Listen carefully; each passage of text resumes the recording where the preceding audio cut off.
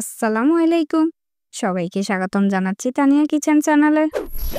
আজকের ভিডিওতে দেখাবো কিভাবে কোয়েল পাখির মাংস ভুনা করলে স্বাদ দ্বিগুণ বেড়ে যায়।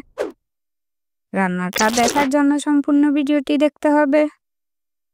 আর আমার চ্যানেলটি ইউটিউব থেকে সাবস্ক্রাইব আর ফেসবুক থেকে ফলো দিয়ে সবাই পাশে থাকবেন। তো চলুন রান্নাটা শুরু করা যাক। প্রথমে চুলায় একটি কড়াই বসিয়ে 1 কাপ পরিমাণ রান্নার তেল অ্যাড করে দিব। তেল গরম হওয়ার পর কেটে রাখা বড় সাইজের 4টা পেঁয়াজ কুচি অ্যাড করে দিব।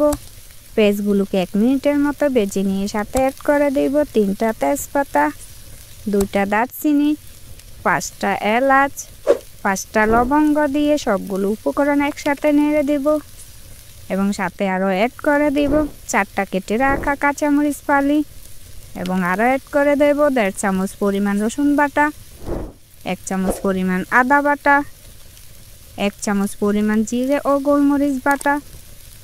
সবগুলো মশলা নেড়ে দিয়ে ভালো করে কষিয়ে নেব। কষানো শেষে এখন সাথে সামান্য পরিমাণ পানি অ্যাড করে দেব এবং সাথে আরও অ্যাড করে দেব 1.5 চামচ হলুদ গুঁড়া, 1 চামচ মরিচ গুঁড়া, স্বাদ মতো লবণ দিয়ে নেড়ে দেব। মশলাগুলোকে মিশিয়ে নেব। 5 মিনিটের মতো কষিয়ে নেব যাতে মশলার গন্ধ না থাকে। আমি কিন্তু এখানে 6টি কোয়েল পাখি রান্না করে নেব। আপনারা আপনাদের কোয়েল পাখির পরিমাণে মশলা বাড়িয়ে অথবা কমিয়ে নেবেন। কষানো শেষ দেখেন তেল বেশি উঠেছে। এখন কোয়েল পাখির মাংস অ্যাড করে দেব। অ্যাড করে দিয়ে ভালোভাবে মশলার সাথে মিক্স করে নেব। মিক্স হয়ে গেছে। এখন দেখেন ঢাকনা দিয়ে ঢেকে দেব। কিছুক্ষণ পর পর ঢাকনা উঠিয়ে নেড়ে ছেড়ে আবারও ঢাকনা দিয়ে ঢেকে দেব। দেখুন কষানোর মধ্যে সুন্দর একটা কালার এসেছে। কষানো শেষ পানি অ্যাড করে দেব, তা না হলে পাতিলে লেগে যাবে।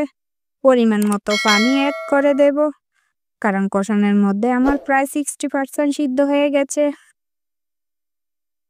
পানি দেওয়ার পর বলক এসে গেছে। এখন ঢাকনা দিয়ে ঢেকে দেব। ঢাকনা উঠিয়ে নেড়ে দেব। এভাবে মাংসটা 10 মিনিটের মতো রান্না করে নেব। রান্না প্রায় শেষের দিকে। মাশাআল্লাহ, কালারটা অনেক সুন্দর এসেছে।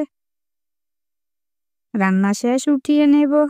এটা গরম গরম ভাতের সাথে খেতে ভীষণ মজা লাগে। এরকম মজার মজার ভিডিও পেতে হলে আমার চ্যানেলটি সাবস্ক্রাইব অথবা ফলো দিয়ে পাশে থাকবেন। আর আমার ভিডিওটি কেমন হয়েছে সবাই কমেন্ট করে জানাবেন। আমার ভিডিওটি ভালো লাগলে লাইক, কমেন্ট, শেয়ার করে দিবেন। ধন্যবাদ সবাইকে।